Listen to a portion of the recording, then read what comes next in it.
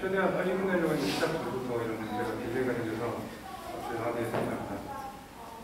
저는 이제 그 스쿨 덴탈 메디슨을 일하고 있는데 저는 케미컬 엔지니어입니다. 제가 뭐 따로 덴탈 스쿨에서 뭐 공부를 했거나 아니면은 뭐 마이크로바이올로지를 공부한 건 아닌데 어차피 하다 보니까 제가 케미컬 엔지니어로서 이제 덴티스트리에서 일을 하고 있는데 뭐 어떤 과정을 통해서 제가 이제 자료를 적게 되었고 또 어떤 연구들을 하고 있는지 좀 개괄적으로 좀 설명을 드리고 그 중에 하나를 뽑아서 이제 좀 간단하게 설명을 드리고 이제 마무리를 하도록 하겠습니다.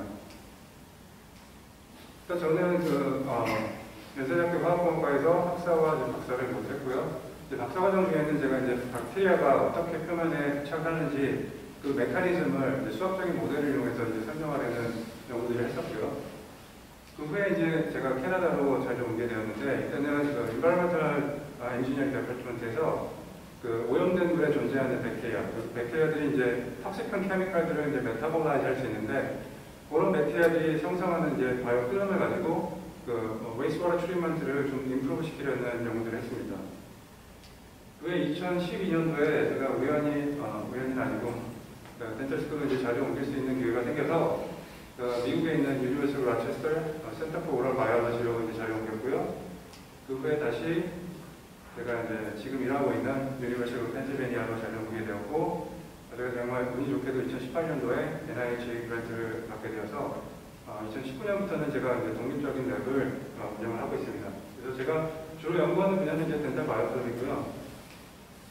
그래서 이제 바이오필름에 대해서 조금 설명을 드리자면 아시는 분도 있을지 모르겠는데 그 바이오필름은 이제 백테리아가 서로 응집하거나 아니면 이제 표면에 부착해서 형성하는 구조체를 얘기하는데 보통 이제 바이오필름 형성 과정에는 이제 백테리아들이 그 EPS라는 물질들을 이제 분비를 하게 됩니다.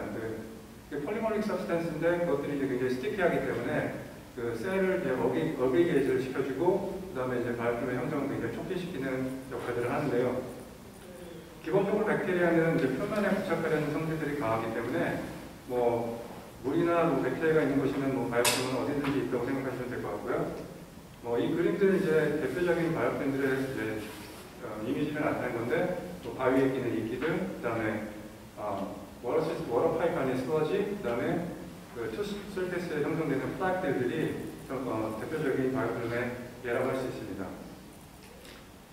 이런 바이오필름들은 그 인체에서 생기는 그 마이크로바이럴 인펙션에 굉장히 깊은 연관을 가지고 있다고 알려져 있는데요.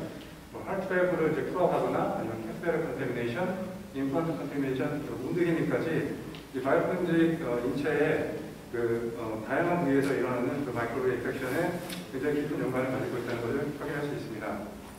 이제 오랄 분야에서는 이제 대표적인 오럴 디지즈가 덴탈 케미스하고 피리오던탈 디지즈인데요. 한국말로 하면 이제 충치와 치주염이 될 텐데 이 두 질병들도 바이오필름에 의해서 형성이 되는 일어나는 이제 질병들로 알려져 있고요. 이런 그 구강 질환은 사실 사람들이 죽고 사는 문제는 아닌데 그 삶의 질하고 굉장히 깊은 연관이 있고요. 근데 이제 최근 연구 결과에 따르면은 구강 질환이 구강에만 국한되는 것이 아니라 휴먼 바디 파트 안에 있는 그 다른 시스템ik 디지즈와도 깊은 연관이 있다는 것이 속속들이 보고가 되고 있어서 구강 질환에 대한 연구에 관심이 더욱더 많아지고 있는 형태입니다.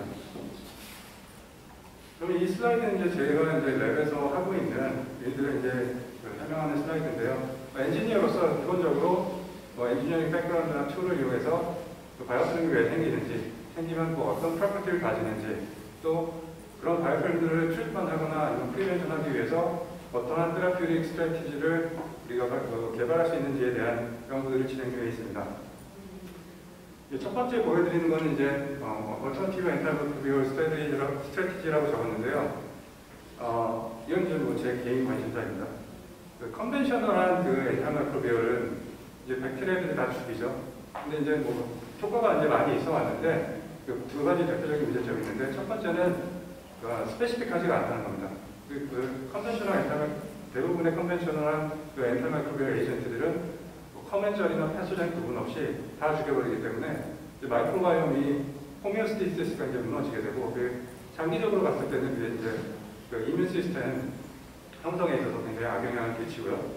두 번째는 그 엔타이마이크로비얼 그 에이전트를 사용하게 되면은 엔타이마이크로비얼 레지스턴스가 생기는데 이런 백테리아들이 사실 그러한 그 지네릭 인포메이션을 호리존탈 진 트랜스퍼를 이용해서 이제 서로 익스체인지하게 돼서 시간이 갈수록 그 엔타이마이크로비얼 에이전트의 그 레지스턴스한 그 백테리아들 숫자가 계속 점점 증가하게 돼서 궁극적으로는 이제 엔타이마이크로비얼 에이전트가 이제 효과가 떨어지는 그런 현상들이 나오기 때문에 저는 좀 더 이퀄러지컬한 그 엔타이마이크로비얼 스트래티지가 없을까 해서 이제 그런 연구들을 이제 하고 있고요. 최근에 이제 저는 이제 바륨 타이트닝 나노파티클이라는 그 피에조엘렉트릭 나노파티클에 대해서 관심을 가지게 되는데 이 그 나노파티클들이 그 표면에 인베드 됐을 때 백테리아들을 죽이진 않지만 그 백테리아들이 표면에 부착해서 바이오필름을 형성하는 것을 억제시킨다는 그런 현상을 발견해서 이런 머티리얼을 가지고 덴탈 필링 머티리얼을 만들거나 아니면 크라운을 만들거나 뭐 이런 데 지금 사용을 하는 연구를 진행 중에 있습니다. 그 다음에 다음 토픽은 이제 바이오피지컬 프로퍼티인데요. 이런 그 엔타이마이크로비얼 에이전트 그 스트래티지를 개발하는 데 있어서 중요한 것이 그 바이오피지컬 프로퍼티가 어떻게 되는 것인지 좀 더 더 나은 그 이해를 하는 것이 중요하다고 생각하는데 그것을 위해서 이제 에이토믹 포스 마이크로스코피라는 장비를 이용해서 이제 백테리아가 다른 백테리아와 어떠한 크기의 힘으로 이제 결합을 하는지 또는 백테리아가 얼마나 강하게 표면에 부착을 하는지 아니면 잘 부착을 하지 않는지 뭐 이런 것들을 이제 측정을 하고요. 그 다음에 이 장비는 이제 그 바이오필름의 그 메카니컬 스트렝스를 그 매저하는 장치인데요. 이거는 이제 시어 스트레스를 이용해서 그 바이오필름이 얼마나 표면으로부터 이제 떨어져 나가냐 이거를 가지고 이제 그 바이오필름의 메카니컬 스테이빌리티가 얼마나 된다. 뭐 간접적으로 이제 정량할 수 있는 방법입니다. 지금 이 두 가지는 이제 조금 더 필요한 마이크로바이올로지컬 스타일이고요. 최근에는 이제 포스트 마이크로웨이브 인터랙션에 제가 좀 더 관심을 가지게 되었는데, 좀 더 스페시픽하게는 제가 이제 요리사한 거는 입안에는 굉장히 다양한 형태의 그 물질들이 있는데, 일단 뭐 소프트 티슈죠. 그리고 구사나 펌, 그 다음에 이제 하드 티슈가 있는데, 내추럴 티슈가 이빨들이 이제 하드 티슈가 될 텐데요. 그 외에도 이 구강 안에는 그 아티피셜한 머티리얼들이 굉장히 많습니다. 필링 머티리얼도 있고, 그 다음에 크라운도 뭐 세라믹 있고, 그 다음에 폴리머 있고, 그 다음에 메탈까지 있습니다. 그 외에도 뭐 특정 어떤 분들은 이제 그 덴처를 사용하기도 하고요, 고철물. 그 다음에 마우스피스도 들어가죠. 그래서 제 개인적으로는 포스트 메터리얼 마이크로 인터랙션을 좀 연구를 해야 되지 않을까. 그리고 그런 연구를 한다면 이런 그 싱글 플랫폼 안에서 어떻게 좀 그런 것들을 다 종합적으로 연구를 할 수 있지 않을까 해서 제가 이름은 이제 임플란트 칩이라고 했는데 그런 과제들을 수행하고 있습니다. 그 다음으로는 이제 3D 프린팅 테크놀로지인데요. 뭐 앞에서 많은 분들이 얘기하셨듯이 3D 프린터가 다양하게 이용이 되고 있는데 저는 이제 조금 더 다른 목적으로 이제 3D 프린터를 사용하는데요. 이 바이오필름 프로퍼티가 실험 방법에 따라서 같은 종을 사용하더라도 뭐 실험 그 컬처 컨디션에 따라서 그 프로퍼티가 굉장히 다르게 나타나기 때문에 그 바이오필름 익스페리먼탈 컨디션이 굉장히 중요하다고 생각하는데 대부분의 그 바이오필름 익스페리먼트들이 다 스테링 보드에서 진행이 되거든요. 그런 스테링 보드가 뭐 기본적인 베이직 나레지를 많이 가져왔고 뭐 많은 기여를 했지만 조금 더 이제는 좀 렐레번트한 인바이런먼트를 만들어야 되지 않을까 뭐 이런 생각에 이제 다이나믹 모델이 없는지 찾아봤는데 뭐 여러 가지 그 모델들이 있는데 좀 그 저의 니즈를 완전히 충족하지 못해서 그럴 바에는 아예 차라리 3D 프린터를 이용해서 이런 실험 장치를 디자인하고 패브리케이션해서 직접 이걸 실험에 한번 써보자 해서 이런 그 바이오필름 익스페리먼탈 툴을 만들어서 저희가 이제 페이퍼를 리포트를 했고요. 그 다음에 이 외에도 뭐 다양하게 아이디어가 있으면 얼마든지 이제 프린트 할 수 있기 때문에 저희가 다양하게 이제 3D 프린터를 이용을 하고 있습니다. 그 다음으로는 이제 매스메디컬 모델링인데요. 구강 안에는 굉장히 다양한 형태의 하이드로다이나믹 컨디션이 있는데 뭐 침샘이 컨티뉴스 살리버리 플로우가 있죠, 입안에는. 그 다음에 이거 물을 마시거나 뭐 칫솔질하거나 뭐 다양한 컨디션이 존재하는데 이런 것들이 어떻게 바이오필름 형성에 영향을 미치는지는 잘 아직 언더스탠딩이 안 되고 있는데 그런 것들을 위해서 이제 모델링하고 실제 실험하고 조금 결합을 해서 어떻게 좀 더 잘 이해를 해볼 수 있지 않을까. 그래서 매스메이커 모델링도 같이 인테그레이션 시키는 그 연구들을 하고 있습니다. 그리고 이제 이 중에서 이제 하나의 토픽을 좀 하나 말씀드릴까 하는데요. 그 페린플란타이티스에 대해서 조금 간단히 설명을 드리겠습니다. 그 자연 그 상태에서 생기는 문제는 치주염이고요. 임플란트를 이제 이식을 했을 때 생기는 문제가 페린플란타이티스인데, 이 페린플란타이티스는 이제 뭐 unresolved major problem이라고 알려져 있습니다. 임플란트 성공률 굉장히 높지만 시간이 지남에 따라서 컴플리케이션도 굉장히 종종 생긴다고 이제 알려져 있는데요.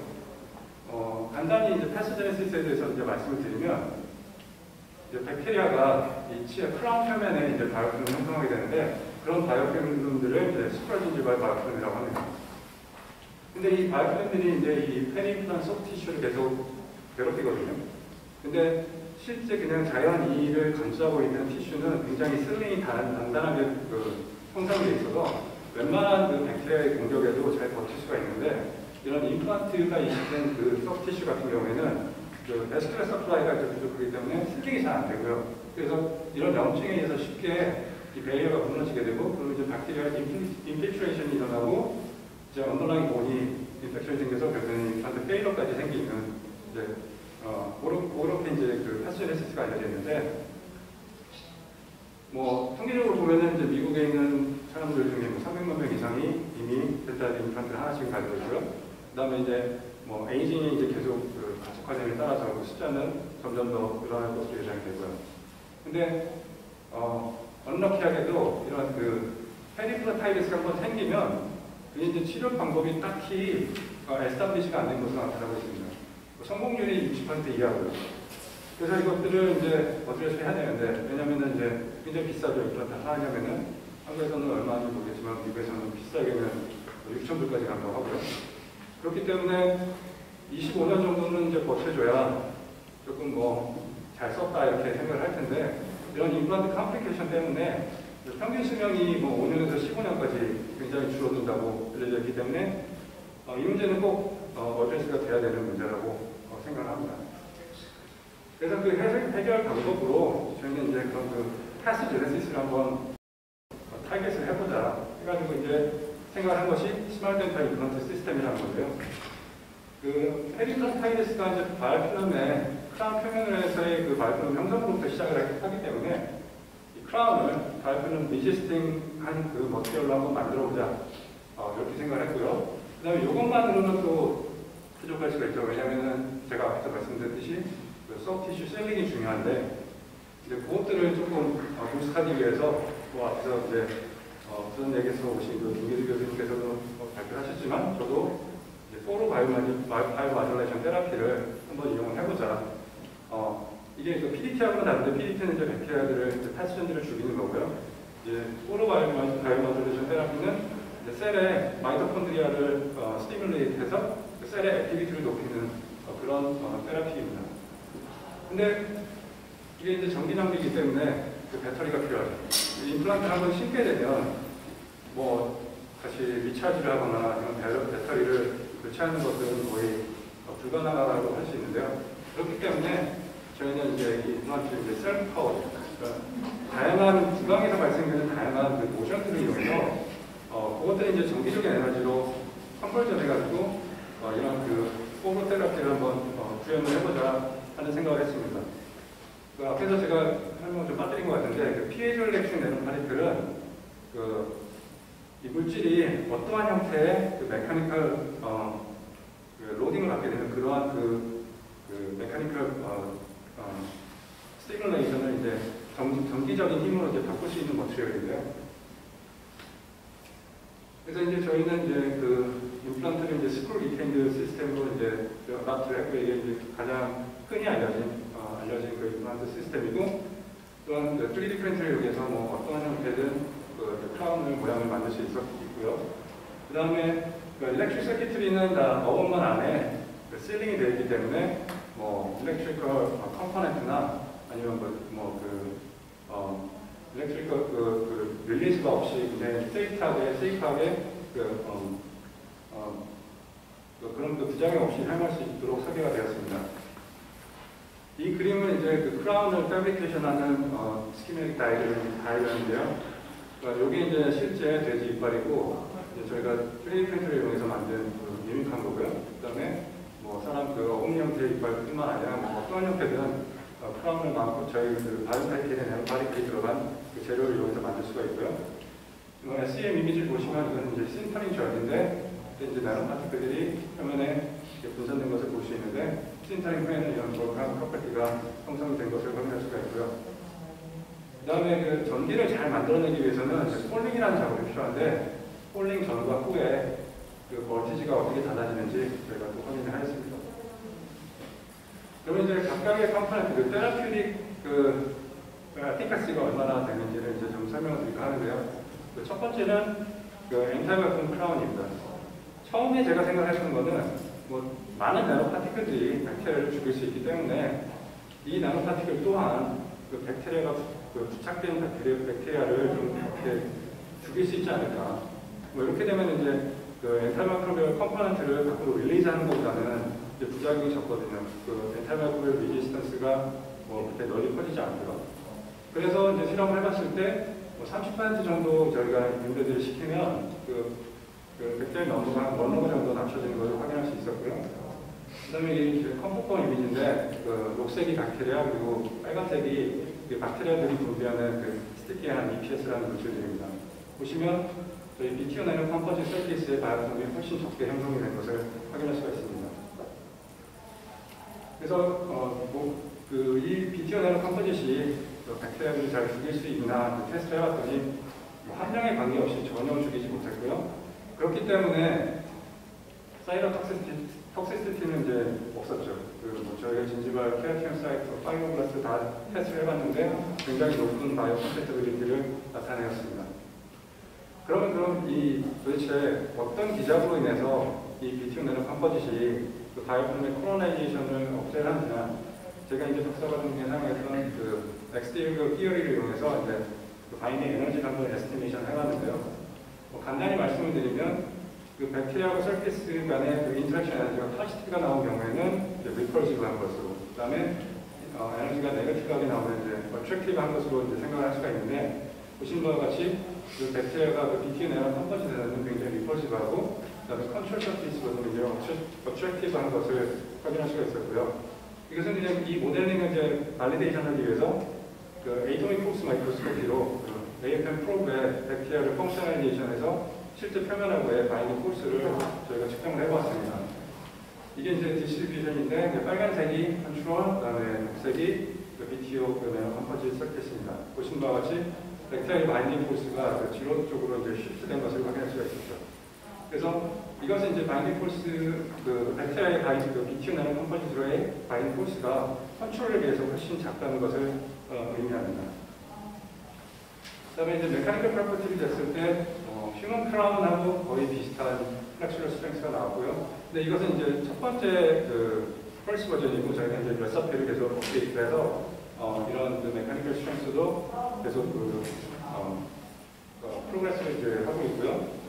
그 다음에 민 타임 투 페일러를 통해서 이제 얼마나 이 크라운이 오래 사용될 수 있을까 예측을 해봤을 때 구강에서는 뭐 27년 이상 사용할 수 있는 것으로 저희가 예측을 할 수 있었습니다. 그 다음에는 이제 포르테라피에서 대해서 좀 말씀드릴까 하는데, 저희는 이제 그 멘탈 임플란트를 하기 때문에 그 환자로부터 이제 티슈를 디스트랙트 해가지고 친주가 케라틴 사이트를 이용해서 실험을 했고요. 이게 이제 인젝트한 티슈 셀입니다. 보시면 굉장히 덴시티가 높고 셀-투-셀 컨택이 잘 형성이 되어 있는 것을 확인할 수 있고요. 저희가 이제 빨간 그 레드나 니어 인프라레드를 떼어줬을 때는 그 셀의 덴시티가 조금 더 향상이 된 것을 확인할 수 있습니다. 그런데 이런 인텍트한 셀에 그 백테리아가 이렇게 펑가에 같이 폭발처럼 해줬을 때는 보시는 바와 같이 바이오폼이 형성되고 그 셀들이 많이 표면으로부터 이제 떨어진 것을 확인할 수가 있는데요. 이런 그 인펙션이 있음에도 불구하고 이제 레드나 니어 인프라레드를 이레디에이션 시켜줬을 때는 그 티슈 리커버리가 거의 그 컨트롤하고 별 다를 바 없이 잘 그 리커버리가 일어나는 것을 확인할 수 있었습니다. 저희가 이제 싱글 스피시스 두번 스피시스, 이제 트리플 스피시스까지 이제 다 실험을 해봤는데, 트리플 스피시스 굉장히 톡식한 인바이먼트인데, 그 리커버리가 컨트롤하고 별로 크게 다르지 않은 것을 확인할 수 있었고요. 지금 현재는 이런 그 포토테라피가 어떠한 기작으로 백테리아의 공격에 좀 더 잘 견딜 수 있게 하는지 그런 것들을 이제 저희가 이제 실험을 다 끝내고 페이퍼를 작성 중에 있습니다. 그 다음에는 이제 셀프 파워링인데요. 저희가 이제 두 가지 오럴 모션을 미믹을 했는데 첫 번째는 이제 씹는 거, 그다음 두 번째는 이제 칫솔질을 이제 저희가 미믹을 했습니다. 보시는 바와 같이 가해지는 힘의 크기가 커짐에 따라서 생성되는 그 볼티지의 양도 미미하게 증가하는 것으로 나타났고요. 이제 이 비디오는 실제 그 스프러시 모션을 통해서 그 LED가 켜지는 것을 저희가 이제 비디오로 촬영한 것인데요. 여기 이제 패드에다가 스프러시를 달아서 이제 크라운이 여기 마운트가 되어 있고요. 그래서 익스터널 파워 소스가 없는데 그 LED가 잘 브랭킹이 되는 것을 확인할 수 있습니다.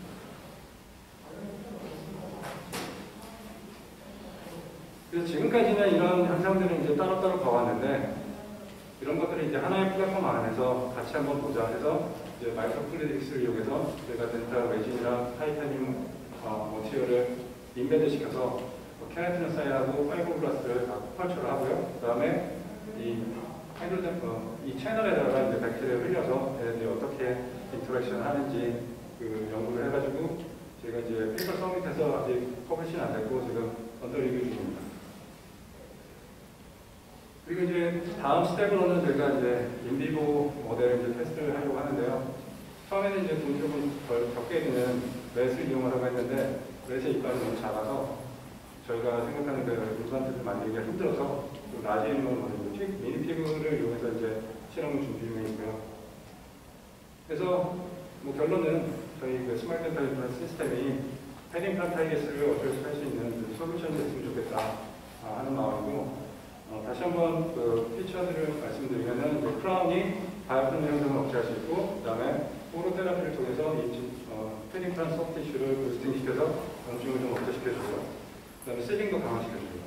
그 다음에 이거는 이제 배터리 없이 그냥 우리가 평소에 가지고 있는 휴먼 오럴 모션들을 통해서 전기를 만들어내는 시스템이다. 이렇게 정리를 할 수 있습니다. 현재 이것은 우리가 패턴트를 출원해서 리서치뿐만 아니라 커머셜라이제이션도 같이 준비를 하고 있고요. 네, 저의 그 리서치는 두 개의 NIH 그랜트 그리고 NSF 그랜트에서 서포트를 받았고, 펜이나 펜 밖에 있는 여러분들하고 이제 콜라보레이션 하고 있는데, 제일 처음에 오늘 아침에 발표를 해주셨던 그 이대인 교수님과도 다른 토픽으로 이제 같이 일을 하고 있고요. 네, 제 발표는 여기까지고, 질문 있으시면은 답변을 드리도록 하겠습니다. 감사합니다. 네, 감사드립니다. 플로어에서 질문 받도록 하겠습니다. 흥미로운 가지고 잘 들었습니다. 질문인데요. BTO를 사용했을 때 안티바이오틱 이펙트가 있는 것이 반발력을 이용을 해가지고 했다고 하셨는데 옥사이드다 보니까 아무래도 그 수용액의 pH에 따라서 중점적 그 일렉트로스태틱 리펄션의 폭선이 달라지잖아요. 그래서 가정을 하셨을 때 그 시뮬레이션인 것 같은데 pH 따라서 저희가 먹는 그 어떤 음식물 섭취하에 따라 pH의 변동이 있을 것이고 그에 따라서 아마도 일렉트로스태틱 리펄션 같은 거에도 변동이 있을 것 같은데 혹시 그런 거에 대해서 어떻게 생각하시는지? 네, 말씀하신 대로 pH에 따라서 이제 서킷 차이 데니티가 많이 달라질 수가 있어요. 근데 저희가 실험했을 때 그러니까 기본적으로 그 pH 7에서는 이제 네거티브 차지를 굉장히 강한 네거티브 차지가 나타나고요. pH가 낮아지면은 그 매그니티드가 좀 줄어들긴 하는데 여전히 네거티브 하기 때문에 그 일렉트로스태틱 리펄전을 하는 데 있어서는 큰 문제가 없는 것으로 생각을 하고요. 그리고 저희가 바이오필름 실험을 했을 때 초기에는 그 pH 7 미디엄을 넣었는데 이제 시간이 지나면 이제 백테리아들이 그 애시드를 만들어내기 때문에 미디엄이 이제 애시드해지거든요. pH 4.2~3까지 떨어지는데 저희가 실험한 게 이제 20시간 동안 이제 실험한 건데 그러면은 한 10시간 이상 그 애시드한 pH에 이제 노출되는데 그럼에도 불구하고 이제 바이오필름 포메이션이 많이 억제가 된 것을 확인할 수 있었기 때문에 그 부분에 있어서는 크게 영향을 하지 않아도 될 것 같습니다. 또 추가 질문 있으실까요? 질문 없으시면 예, 다시 한번